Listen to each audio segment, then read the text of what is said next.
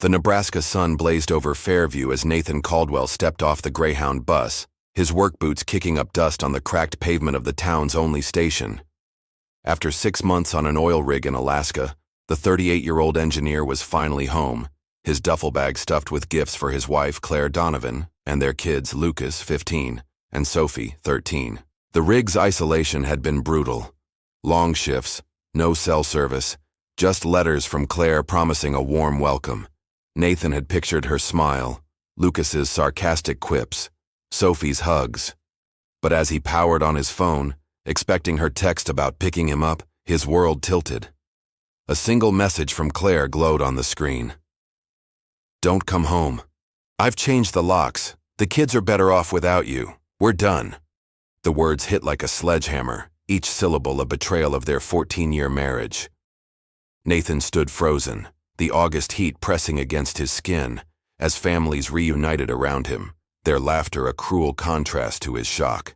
His mind raced. Their last letter 3 weeks ago had been loving. Claire wrote about Sophie's dance recital, Lucas's soccer tryouts, even teased about a surprise for his return. Had he missed signs? The letters had grown shorter, sure, but he'd blamed the rig's spotty mail. Now, doubt gnawed at him. Was there someone else? Had she been planning this? Nathan's calloused fingers hovered over the reply button, a dozen furious responses flashing through his mind. Accusations, pleas, curses. But Nathan wasn't impulsive. Years on rigs had taught him to stay calm when pipes burst or storms hit. He typed 4 words, "If that's your choice." To anyone who knew him, those words were a warning, the quiet before a calculated storm. Fairview's main street buzzed with its usual rhythm, pickup trucks idling, kids on bikes, the neon sign of Betty's Diner flickering. Nathan should have been heading to their craftsman-style house on Maple Lane, but instead, he called Rachel Holt, a divorce lawyer whose name was whispered in Fairview when marriages went south. "Nathan Caldwell," he said when she answered, her voice sharp and professional. "I need you. Now." Rachel didn't hesitate. "My office. 1 hour. Bring everything you've got."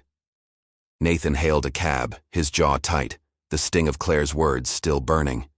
As the town blurred past the bank where Claire worked, the park where they'd kissed as newlyweds, he let himself feel the betrayal for one raw moment, his eyes stinging. Then he locked it away, just as he did when a rig job went sideways. This wasn't just a breakup, it was a battle, and Nathan Caldwell didn't lose. Rachel's office was a sleek contrast to Fairview's dusty charm, all glass, and polished wood, a testament to her reputation as the lawyer who dismantled bad marriages with surgical precision. She leaned back in her leather chair, her dark hair pulled tight, eyes assessing Nathan like a chess opponent. "So, Claire blindsided you the second you hit town," she said after he showed her the text. "That's not just cold. It's strategic. She's got a plan." Nathan's voice was steady, but his knuckles whitened. "I need to know what I'm up against, and I need to protect my kids." Rachel's smile was all edges. "What did you mean by, 'if that's your choice'?" Nathan met her gaze. "It means I respect her decision to end us, but I am fighting for what is mine, starting with Lucas and Sophie." Rachel nodded, approving. "Good. The desperate ones beg. You're here to win." For the next hour, they mapped out the first move. Nathan signed papers to freeze their joint accounts, a precaution Rachel suggested to block Claire from draining their savings. He also called Matt Brennan, his oldest friend, who ran a small security firm in Fairview. "Matt, I need eyes on my house," Nathan said, his voice low. "Who's coming, who's going, everything." Matt didn't sugarcoat it. "You think she's got someone else?" Nathan's gut twisted, but he stayed calm. "I need proof. Can you do it?" Matt's reply was instant. "Done. And Nate, I'm sorry, man." By dusk, Nathan checked into a motel on the edge of town, the neon sign buzzing as he stared at Claire's text again. "The kids don't want you." That hurt worse than her betrayal. He didn't believe it, not Lucas, who'd sent him soccer stats, not Sophie, who'd mailed him drawings. But doubt crept in, and with it, a fire. Claire had started this war. Nathan would finish it. The August dusk settled over Fairview, casting long shadows across the motel parking lot where Nathan Caldwell sat in his rented pickup, the engine still ticking from his drive across town. Claire's text, "Don't come home. The kids are better off without you. We're done," had been a grenade, but Nathan wasn't the type to flinch. After meeting Rachel Holt, the divorce lawyer who'd promised to turn Claire's ambush into his advantage, he'd spent the day piecing together the fragments of his shattered marriage. Their joint accounts were frozen, a move Rachel executed with ruthless efficiency. But Nathan needed more than legal leverage. He needed answers. Why had Claire, the woman who'd sent him love letters just weeks ago, burned their 14-year marriage to ash? The suspicion gnawing at him, someone else, felt like a blade, and he was about to find out how deep it cut. Nathan's phone buzzed. A text from Matt Brennan, his oldest friend and Fairview's go-to guy for security. "Got something. Meet me at Betty's Diner. Now." Nathan drove through Fairview's quiet streets, past the bank where Claire managed accounts, past the park where Sophie once rode her first bike, each landmark a reminder of the life he thought was his. Betty's Diner glowed under its neon sign, the air thick with grease and coffee. Matt waited in a corner booth, his buzz cut and leather jacket a stark contrast to the family's eating pie. "You look like hell," Matt said, sliding a manila envelope across the table. Nathan didn't touch it, his eyes locked on Matt's. "What did you find?" Matt leaned forward, voice low. "It's bad, Nate. Derek Warner's been at your house. A lot. Midnight visits, morning coffee on your porch. Claire's not just seeing him, she's living with him." Derek Warner. The name hit Nathan like a punch. Fairview's golden boy, a house-flipping contractor whose billboards dotted the highway, all slick smiles and promises of dream homes. Nathan had met him at a town barbecue 2 years ago, Claire laughing at Derek's jokes while Nathan grilled burgers. He'd thought nothing of it then, but now the memory twisted. Her hand on Derek's arm, her eyes too bright. Matt opened the envelope, spreading photos on the table. Derek's black SUV in Nathan's driveway. Derek and Claire embracing in the kitchen window. Derek carrying Sophie's dance bag like he was her damn father. The final photo was a gut punch. Derek tossing a football with Lucas in the backyard, Claire watching from the deck with a smile Nathan hadn't seen in years. "This has been going on at least 3 months, Matt said. Neighbors say he's there most nights. Lucas calls him Derek, not Dad, but it's cozy, Nate. Too cozy." Nathan's hands clenched, the photos blurring as rage surged. Claire hadn't just cheated, she'd replaced him, built a new family while he was sweating on an Alaskan rig, sending her every paycheck. The betrayal wasn't just personal, it was a public humiliation in a town where gossip spread faster than wildfire. "There's more," Matt said, hesitating. "My guy caught Derek leaving a motel with Claire last week, same day she sent you that letter about missing you. And Nate, there's talk she's planning something big with him. Moving, maybe." Nathan's jaw tightened, the diner's chatter fading to a dull roar. Moving. With his kids. Without him. He forced himself to breathe, channeling the fury into focus. "I need everything on Derek," he told Matt. "Who he is, what he wants, what he's hiding, and I need it fast."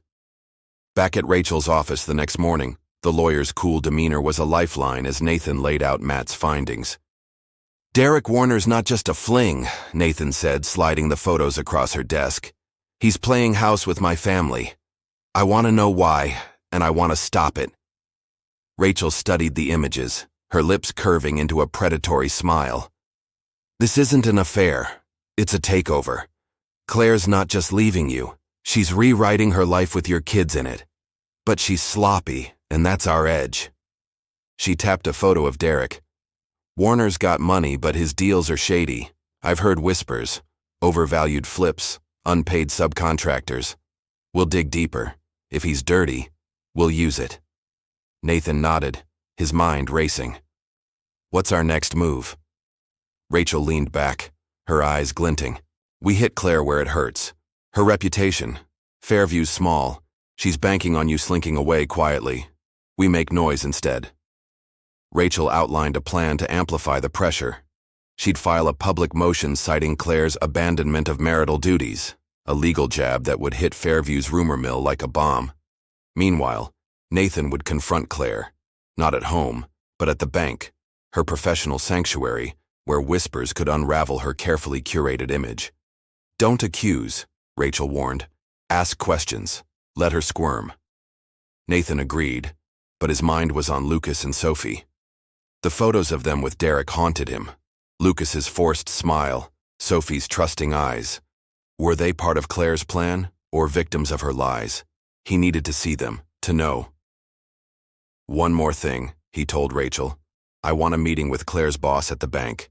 If she's moving money with Derek, I want to know." Rachel's grin widened. "Now you're thinking like a winner. Let's bury her." By noon, Matt sent another update. Derek's SUV was at Nathan's house again. Claire's car parked beside it. Nathan drove past Maple Lane, slowing just enough to see Derek's arm around Claire on the porch, her laughter carrying through the open window. The sight was a knife, but it sharpened his resolve. Fairview streets whispered as he passed, neighbors glancing from porches, a cashier at the gas station asking, "You back for good, Nate?" The town knew something was brewing, and Nathan would use that. Claire wanted a war. He'd give her one she'd never forget. The morning sun sliced through Fairview's bank windows, glinting off marble counters where Claire Donovan stood, her polished smile greeting customers as if her marriage hadn't just imploded.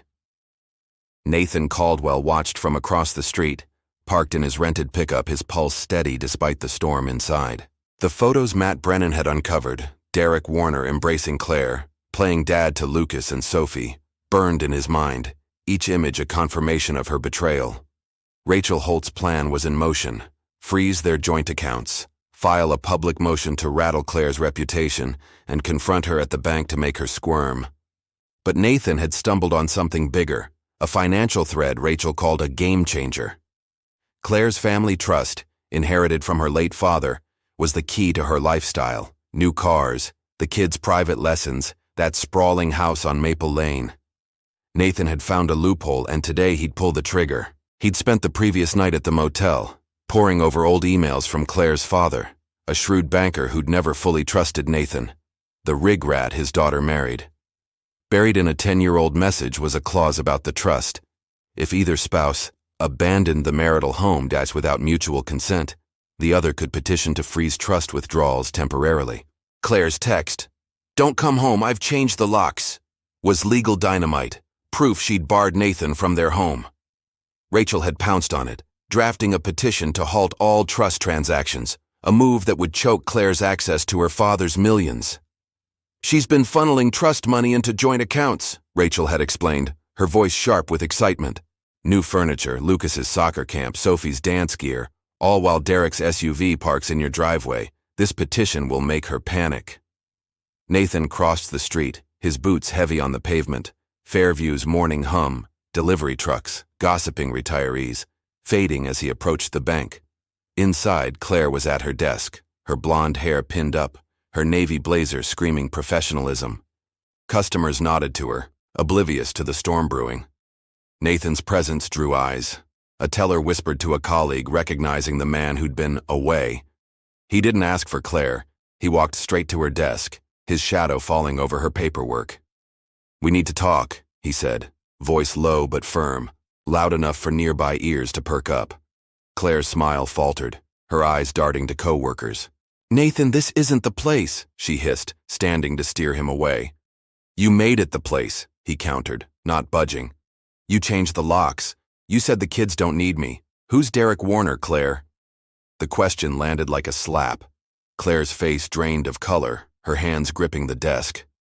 "You're causing a scene," she whispered, but Nathan kept his tone even, his words deliberate.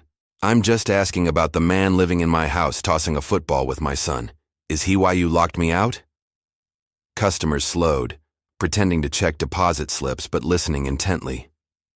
A manager hovered nearby, unsure whether to intervene. Claire's voice shook.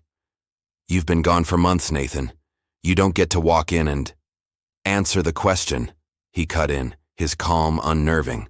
She opened her mouth then closed it, trapped by the eyes around her. "We'll talk later," she managed. But Nathan shook his head. No. You started this. I'm finishing it. He turned to leave, pausing at the door. Check your trust account, Claire. Things are about to change. By noon, Rachel called with news. The petition had been filed, and the trust was frozen, effective immediately. Claire's lawyer, a jittery man named Gordon Tate, was already blowing up Rachel's phone, his voicemails a mix of outrage and desperation. "This is financial blackmail," he'd shouted in one, his voice cracking. "You can't lock her out of her own inheritance." Rachel played the messages for Nathan at her office, her grin wicked. "Tate's scared because Claire's scared," she said, tossing her pen onto a stack of papers. "She's been using trust money to fund her new life with Derek. Renovations, vacations, even Derek's business loans. Now she can't touch a dime, and Fairview's talking." "That bank scene was perfect, Nathan. She's unraveling." Nathan sat across from her, the photos of Derek and Claire still in his jacket pocket, a reminder of why he was fighting. Matt had sent new intel. Derek's construction firm was bleeding cash, propped up by questionable loans, some tied to Claire's accounts. "He's using her," Nathan said, his voice hard. "She thinks he's her future, but he's draining her." Rachel nodded, flipping through Matt's report. "Derek's got a history. Defaulted contracts, angry investors. If he's siphoning her trust, we'll nail him. But we need more. Bank records, emails, anything showing he's in her finances." Nathan's mind flashed to Lucas and Sophie, their faces in those photos caught in Claire's lie. "What about the kids?" he asked. "If she's broke, what happens to them?" Rachel's eyes softened just for a moment. "That's why we're doing this, Nathan. To make sure they're safe. Claire's playing house with a conman. We're going to burn it down." As Nathan left Rachel's office, his phone buzzed with a text from Claire. "How dare you do this? Call me now." He ignored it, driving to Fairview's community center where Lucas had soccer practice. From the bleachers, he watched his son sprint across the field, unaware of the chaos his parents were unleashing. Sophie was at dance class nearby, her ponytail bouncing in Nathan's memory. Claire's lie, "The kids are better off without you," echoed, but Nathan refused to believe it. He'd see them soon, not to confront, but to remind them he was their father, always. Fairview's rumor mill was churning. Whispers at the diner, stares at the gas station. Claire thought she could erase him, but Nathan was rewriting the story. The trust was just the start. Derek's secrets were next, and Nathan would expose them, piece by damning piece. The Fairview Community Center buzzed with the chaos of youth soccer practice, cleats pounding grass and coaches barking drills under the fading August light. Nathan Caldwell sat alone on the bleachers, his eyes fixed on Lucas, his 15-year-old son, weaving through defenders with a focus Nathan recognized as his own. The confrontation at the bank yesterday, Claire's pale face, her stammering denial about Derek Warner, had lit a fire in Fairview's gossip mill, but it was the frozen trust fund that sent her lawyer, Gordon Tate, into a tailspin. Nathan's phone still vibrated with Claire's furious texts, each one ignored. Rachel Holt's legal jab had worked, but Nathan's gut told him Claire and Derek were planning something bigger than an affair. Matt Brennan's latest call confirmed it. "Nate, you need to see this. It's worse than we thought." Matt met Nathan at the edge of Fairview's Lake Park, a quiet spot where willows drooped over picnic tables and the town's annual fair loomed in 2 weeks. Matt's truck was parked under a street lamp, its glow catching the hard lines of his face as he handed Nathan a flash drive. "My guy hacked Derek's email," Matt said, his voice low, eyes scanning the empty park. "He's not just shacking up with Claire. They're planning to bolt Claire, the kids, everything, to some beach town in Belize. Next month, right after the fair." Nathan's grip tightened on the drive, his breath catching. Belize. Not just a new life, but a new country, where U.S. courts couldn't touch them. Matt kept going. Emails show plane tickets, a leased villa, even school registrations for Lucas and Sophie. Claire's been wiring money, trust money before you froze it, to a Belize account in Derek's name. Nathan plugged the drive into his laptop, the screen casting a cold light as he scrolled through the evidence. There were contracts for a seaside property dated 6 months ago when Nathan was still on the Alaskan rig, trusting Claire's letters about missing him. One email from Claire to Derek read, "Once the house sells, we're free. Nate won't follow us." Another from Derek was colder. "Make sure the kids are on board. We can't have them causing trouble." The words seared Nathan. His kids, treated like chess pieces in Derek's game. The final blow was a real estate listing. Their Maple Lane house, quietly on the market for weeks, with Derek's company handling the sale. Claire wasn't just leaving him, she was erasing their life, planning to vanish with Lucas and Sophie before Nathan could fight back. The park's silence pressed in, broken only by the distant hum of crickets. Nathan's rage was a live wire, but years on rigs had taught him to channel it. "They don't know I'm on to them," he said, his voice steady but lethal. Matt nodded. "Not yet. But Derek's sloppy. His email security's a joke. I've got more. He's been meeting a lawyer in Omaha, pushing to fast-track the house sale. Claire's signing papers tomorrow." Nathan's mind raced. Claire thought she could sneak away, but the frozen trust had already thrown her off balance. He needed to act before she regrouped. "I'm going to the house tonight," he told Matt, "not to confront her. I need something from the safe." Matt's eyes narrowed. "Risky, Nate. She changed the locks." Nathan's smile was grim. "I've got a spare key. She forgot about the garage." Under cover of night, Nathan drove to Maple Lane, the street dark except for the glow of porch lights. His house, once a haven of family dinners and Sophie's backyard dance recitals, felt foreign, its windows reflecting a life that no longer included him. Derek's SUV was gone, Claire's car alone in the driveway. Nathan slipped through the garage, using a key Claire hadn't thought to replace, and moved silently through the house. The living room was unrecognizable, new white furniture, abstract art replacing family photos, as if Claire had scrubbed Nathan from existence. In the study, he found the safe behind a painting, its combination unchanged, Lucas's birthday. Inside was a fireproof box with his rig contracts, a deed to their first apartment, and a sealed envelope from Claire's father marked for Nathan. He took only the envelope, its contents a hunch he'd verify later. As he turned to leave, Nathan noticed a stack of papers on Claire's desk, blueprints for a Belize villa, stamped with Derek's company logo, dated 4 months ago. A post-it note in Claire's handwriting read, "Sell by fair, new start." The betrayal cut deeper, not just for him, but for Lucas and Sophie, unaware their mother planned to uproot them. Nathan photographed the papers, his hands steady despite the fury in his chest. Before leaving, he paused at the kids' rooms.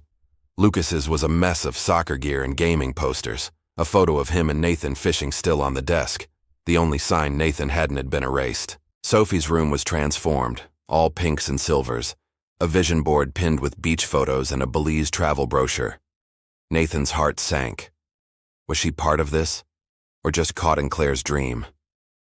He left the spare key on the kitchen counter, a deliberate message. "I was here." Driving back to the motel, Nathan called Rachel. "They're planning to run to Belize," he said, forwarding the photos and emails. "House is for sale, kids included." Rachel's voice was all business. "This is kidnapping, Nathan. We'll file an emergency motion to block any travel with the kids. That envelope, what's in it?" Nathan hadn't opened it yet, but he knew Claire's father, always cautious, might have left him leverage. "I'll find out," he said. "Set up a meeting with Tate tomorrow. I want Claire to know I'm not backing down." Fairview slept, but Nathan was wide awake, the flash drive's secrets fueling his next move. Claire and Derek thought they could disappear. Nathan would make sure they crashed. The Fairview High School soccer field glowed under Friday night floodlights, the stands packed with parents and teens cheering as Lucas Caldwell, number 17, sprinted toward the goal. Nathan Caldwell stood at the field's edge, his work jacket blending into the crowd, his heart pounding not for the game but for the moment he'd see his son up close for the first time since Claire's text had shattered his world. The Belize plan, Claire and Derek Warner's scheme to flee with Lucas and Sophie, had ignited a fire in Nathan, fueled by the emails and blueprints he'd found in their house. The frozen trust fund had Claire scrambling, her lawyer Gordon Tate's voicemails growing more frantic by the hour. But Nathan's focus was on his kids. Claire's lie. The kids are better off without you, had haunted him, and tonight, he'd prove it wrong. Nathan had coordinated with Lucas's coach, a gruff ex-teammate of Matt Brennan's, to bump into his son after practice. As the whistle blew, ending the game with Fairview's victory, Lucas jogged off the field, sweat-soaked and grinning, until he spotted Nathan. His steps faltered, his face cycling through shock, confusion, then a guarded anger. "Dad?" Lucas's voice cracked, barely audible over the crowd's roar. "Mom said you weren't coming back." Nathan stepped closer, keeping his tone steady. "I'm here, Lucas. I never left you." Lucas's eyes darted away, his cleats scuffing the grass. "She said you chose the rigs over us, that you wanted out." Nathan's chest tightened, Claire's betrayal cutting deeper through her lies to their son. "She lied," he said softly. "I'm fighting for you and Sophie. Always will." They moved to a quiet corner of the bleachers, the stands emptying as families headed to Betty's diner for post-game milkshakes. Lucas sat, his shoulders hunched, torn between loyalty to his mother and the father he'd missed. "Why didn't you call?" he asked, voice raw. "It's been days." Nathan chose his words carefully. "I had to make sure I could protect you first. Your mom's got plans, big ones, and they don't include me." Lucas's head snapped up. "You mean Derek? I hate him.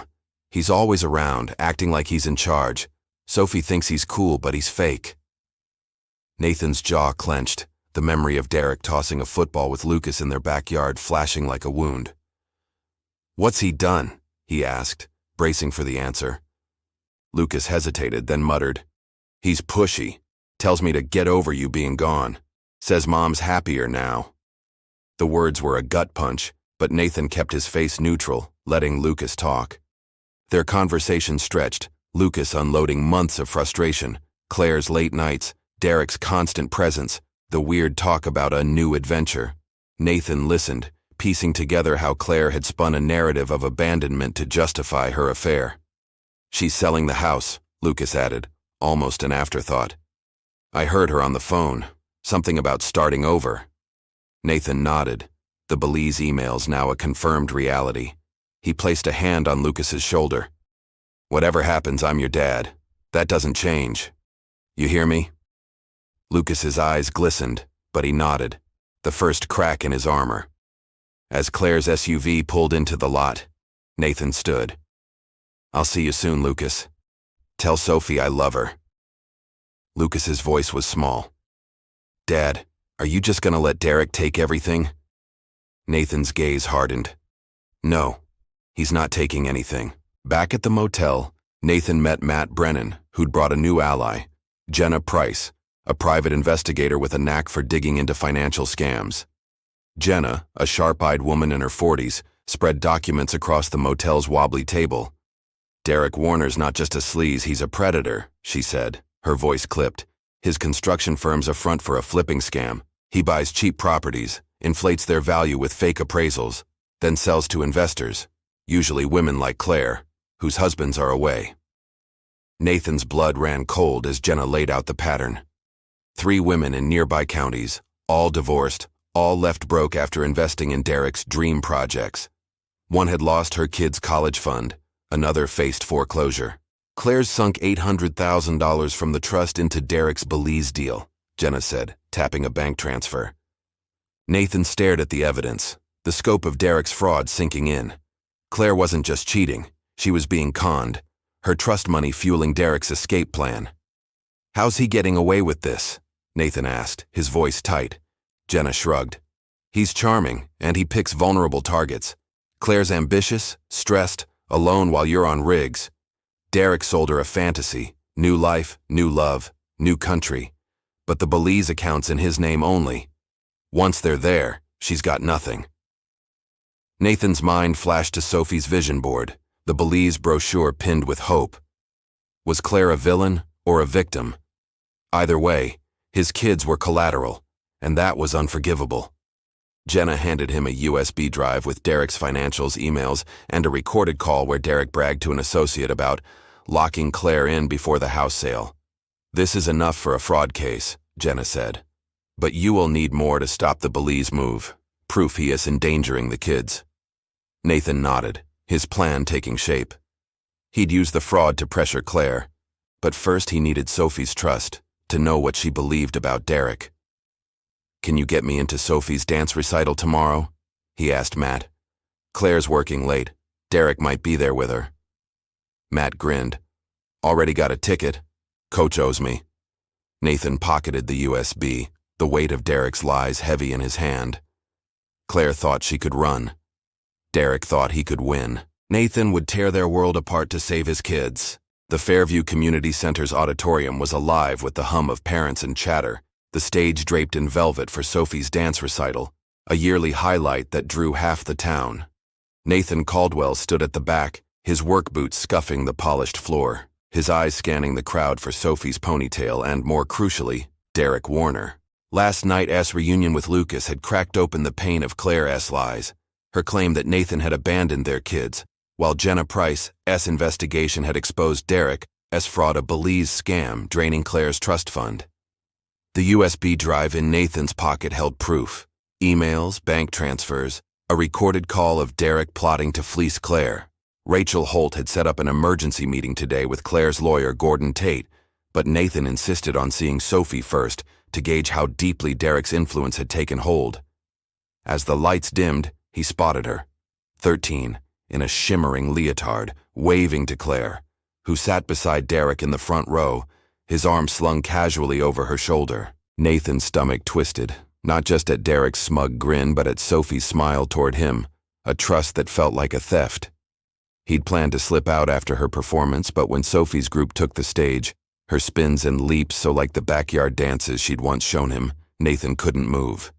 The applause hadn't faded when Derek stood, guiding Sophie off stage, his hand on her back. Nathan's fists clenched. Derek playing father was a violation he couldn't stomach. He followed them to the lobby where Sophie hugged Derek, giggling about her routine. "You nailed it, kiddo," Derek said, his voice all charm. Nathan stepped forward, his shadow cutting through the fluorescent light. "Sophie," he said softly. Her head whipped around, eyes wide. "Dad?" Derek's smile vanished, his posture stiffening as Sophie ran to Nathan, her hug fierce but fleeting, her confusion palpable. "Mom said you were gone for good." Claire appeared, her face a mask of panic as she saw Nathan. "What are you doing here?" she hissed, pulling Sophie back. The lobby crowd slowed, sensing drama, their whispers a low buzz. Nathan kept his voice calm, eyes on Claire. "I'm here for my daughter, and to talk about Belize." Claire's breath hitched, her grip on Sophie tightening. Derek stepped in, his tone oily. "This isn't the place, Caldwell. Walk away." Nathan ignored him, addressing Claire. "You plan to take my kids out of the country, sell the house, start over with him. Did you tell Sophie the truth, or Lucas, that I never left them?" Sophie's gaze darted between her parents, her voice small. "Mom, what's he talking about?" Claire's eyes glistened, but she said nothing, her silence damning. Nathan pulled Sophie aside, kneeling to her level. "I love you, Soph. I'm not going anywhere. Whatever Mom's told you, I'm fighting to keep you and Lucas safe." Sophie's lip trembled, but she nodded, glancing at Derek with new doubt. Nathan stood, facing Claire. "We're meeting with Tate today. I know about Derek's scam, the $800,000, the fake villa. Tell the truth, Claire, or I will." Derek's face reddened, but before he could speak, Claire snapped, "You're ruining everything." Her voice broke, drawing more eyes. Nathan didn't flinch. "You ruined it when you lied to our kids." He left, the crowd parting, Sophie's uncertain wave burning in his mind. At Rachel's office, the air was thick with tension, as Nathan, Rachel, Claire, and Tate sat around a polished table. Tate, a balding man with nervous hands, clutched a briefcase, his earlier bluster gone. "This Belize accusation is absurd," he started, but Rachel cut him off, sliding a folder across the table. Emails, transfers, a recorded call. Derek's defrauding your client, and she's complicit in a plan to abduct the kids. Claire's face crumpled, her hand shaking as she opened the folder. "This isn't true," she whispered, but her voice lacked conviction. Nathan leaned forward, his tone cold. "You told Lucas I abandoned him. You let Derek play dad to Sophie. You were going to take them to Belize without my consent. That's kidnapping, Claire," Tate sputtered. "You can't prove intent." Rachel's smile was razor-sharp. "We can, and we've filed a motion to block any travel. The court's reviewing it now." Nathan pulled the envelope from Claire's father from his jacket, unsealed that morning.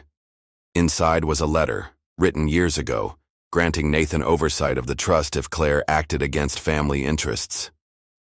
"Your dad didn't trust you," Nathan said, sliding it to Claire. "He knew you might pull something like this. Sign over joint custody, Claire. Tell the kids the truth that I never left. Or I use this to take the trust completely."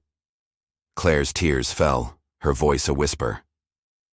"I thought I was giving them a better life." Nathan's eyes didn't soften. "You gave them lies. Fix it." Tate urged Claire to comply, his voice urgent.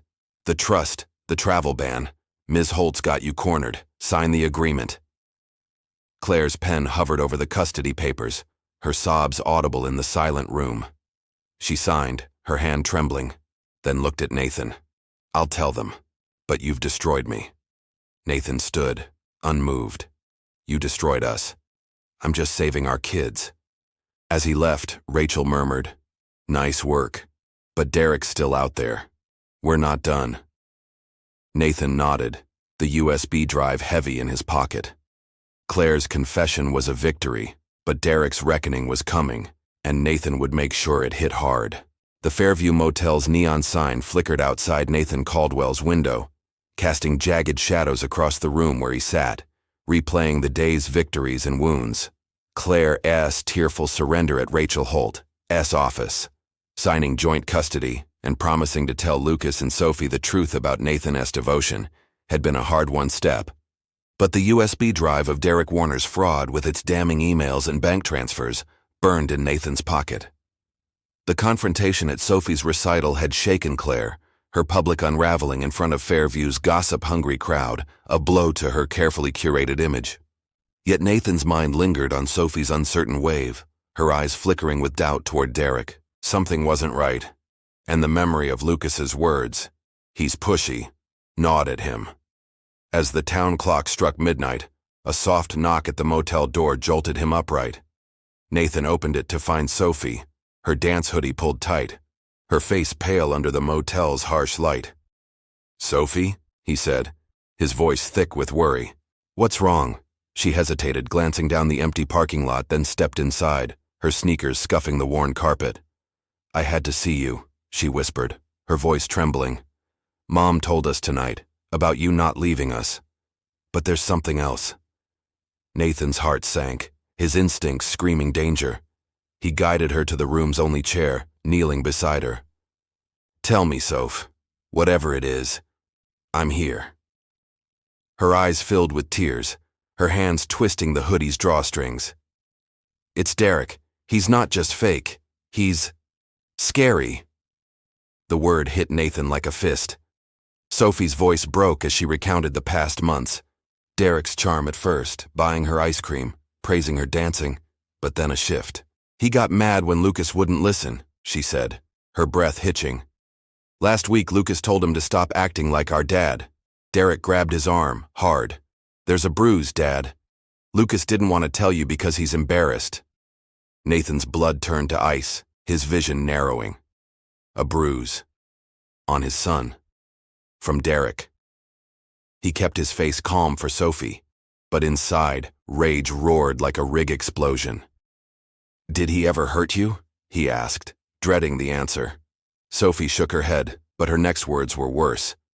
"He yells when Mom's not around, says we have to behave for Belize or he'll make us sorry. I'm scared, Dad. I don't want to go." Nathan pulled her into a hug, her sobs muffled against his jacket, each one fueling his resolve. Derek wasn't just a con man. He was a threat, and Nathan's kids were in his crosshairs. "You're not going anywhere with him," Nathan said, his voice steady despite the storm inside. "I promise." Sophie pulled back, wiping her eyes. "Mom doesn't know about the bruise. She thinks Derek's perfect. But Lucas hates him and I don't trust him anymore." Nathan's mind raced, connecting Sophie's story to Jenna Price's report on Derek's predatory pattern. Charming women, controlling their kids, draining their money. Belize wasn't just a scam, it was a trap, and Derek's temper made it deadly. He sent Sophie home with Matt Brennan, who'd been parked nearby, promising to keep watch until she was safe. Alone, Nathan called Rachel, his voice low and lethal. "Derek's hurting my kids," he said, relaying Sophie's story. "He bruised Lucas, threatened Sophie. We need to move faster." Rachel's response was immediate. "That's assault, Nathan. We'll add it to the fraud charges. I'm filing an emergency protective order tomorrow. No contact between Derek and the kids, but we need Lucas to confirm the bruise." Nathan agreed, his next call to Jenna Price. "Dig deeper into Derek," he told her. "Anything, arrests, complaints, other kids he's been around. If he's violent, someone's reported it." Jenna's voice was grim. "I'm on it. Guys like him don't start with bruises. There's a trail." By dawn, Jenna sent a bombshell. A police report from 2 years ago, filed by a woman in Lincoln whose teenage son claimed Derek shoved him during an argument over a failed property deal. The case was dropped, Derek's charm and a slick lawyer, but the pattern was clear. Nathan photographed Lucas's bruise later that morning, meeting him at the community center under the guise of a soccer gear drop-off. Lucas, reluctant, rolled up his sleeve, revealing a faint purple mark. "It's not a big deal," he muttered, but his eyes betrayed shame. Nathan's voice was firm but gentle. "It's a big deal to me, Lucas. No one touches you. Ever."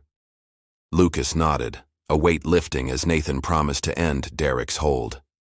Nathan forwarded the photo and report to Rachel, who was already drafting motions to present at a hearing set for the next day, where Derek's fraud and violence would be laid bare. Fairview's rumor mill churned. Whispers at the diner now included Derek's name, not just Claire's. Nathan's motel room became a war room, papers and coffee cups scattered as he planned the final strike. Sophie's courage had changed everything, her fear a clarion call. Derek thought he could intimidate Nathan's kids, steal Claire's money, and vanish to Belize. Nathan would make sure he faced a courtroom instead, with Lucas and Sophie safe from his reach. The fight wasn't over, but Nathan was closing in, and Derek's time was running out. The Fairview courthouse loomed over the town square, its brick facade stern under the morning sun, as Nathan Caldwell stepped inside, his jaw set, and the USB drive of Derek Warner's crimes heavy in his pocket. Sophie's midnight confession, Derek's bruise on Lucas, his threats about Belize, had turned Nathan's rage into a laser-focused mission. Rachel Holt had worked overnight, weaving Sophie's account, Lucas's bruise photo, and Jenna Price's fraud evidence into a legal sledgehammer. Charges of assault, fraud, and intent to abduct.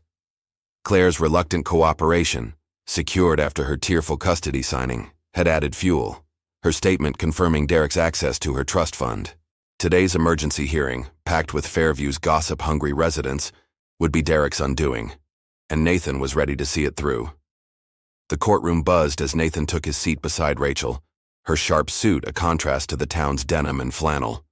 Claire sat across the aisle, pale and avoiding Nathan's gaze, her lawyer Gordon Tate fidgeting beside her. Derek entered, his polished charm replaced by a tense smirk, his lawyer whispering furiously. Nathan's eyes locked on him, the man who'd tried to steal his family now cornered. Rachel leaned in. "We've got him, Nathan. The FBI's here. Agent Kessler, Fraud Division. Derek's not walking out free." Before Nathan could respond, Sophie slipped into the seat beside him, her hand squeezing his. "I'm scared, Dad," she whispered. Nathan's voice was steady. "You're brave, Soph. We're ending this." Lucas, beside her, nodded, his bruise hidden but his resolve clear. The judge, a no-nonsense woman with gray streaks, called order, and Rachel stood, her voice slicing through the room. "Your Honor, Derek Warner defrauded Claire Donovan of $800,000, assaulted Lucas Caldwell, and planned to flee to Belize with 2 minors without paternal consent. She presented the USB, emails of the fake villa, bank transfers, Derek's recorded boast about locking Claire in. Then came the bombshell, Jenna's Lincoln police report, and Lucas's bruise photo projected for the court. Gasps rippled through the crowd, Fairview's whispers now a roar. Claire's head dropped, her hands covering her face, as Derek's lawyer objected, claiming fabrication. Rachel didn't flinch. "We have Ms. Donovan's statement corroborating the fraud, and the minor's testimony if needed." The judge's eyes narrowed, silencing Derek's team. Agent Kessler, a wiry man in a dark suit, took the stand, detailing Derek's history. 5 fraud cases across 3 states, all tied to women like Claire, all dropped for lack of evidence. Until now. The Belize account, solely in Warner's name, holds $1.2 million, mostly Ms. Donovan's trust, he said. "We're seizing it." Derek's smirk vanished, his face ashen as Kessler added, "We're also investigating assault claims, based on the minor's injury." Nathan's grip on Sophie's hand tightened, her small nod urging him on. Claire stood abruptly, her voice breaking. "I trusted him," she cried, turning to Derek. "You lied to me, used my kids."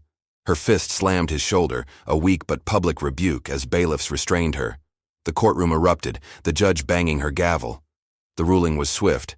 Derek's bail denied, charges filed, and a no-contact order issued for Lucas and Sophie. As bailiffs cuffed Derek, his eyes met Nathan's, a flash of defiance quickly drowned by panic. Nathan didn't blink, his victory cold but complete. Outside, Fairview Square buzzed with onlookers, the diner already spinning tales of that Warner conman. Claire approached Nathan, her face streaked with tears. "I'm sorry," she whispered. "I'll make it right with the kids." Nathan's voice was flat. "Do it for them, not me, we're done." She nodded, walking away, a broken figure in the town she'd once ruled. 6 months later, Nathan stood in the driveway of a modest ranch house on Fairview's outskirts, Lucas tossing a football, Sophie sketching chalk art on the pavement. The divorce was final, Claire retaining partial custody but living quietly, her trust fund partially recovered through FBI seizures. Derek was in prison, convicted on fraud and assault, his Belize dream a footnote in Fairview's lore. Nathan had taken a local job, consulting for a drilling firm, his rig days over. The kids thrived. Lucas made varsity, Sophie joined art club. Their bond with Nathan stronger for the war they'd survived. At the town fair, Nathan met Ellie Harper, a kind-eyed teacher who'd coached Sophie's art class. Her laugh, warm and unforced, sparked something in Nathan, a cautious hope for a new chapter. Fairview's scars remained, but Nathan's family was whole, their future built on truth, not lies. Derek's shadow was gone, and Nathan, at last, was home.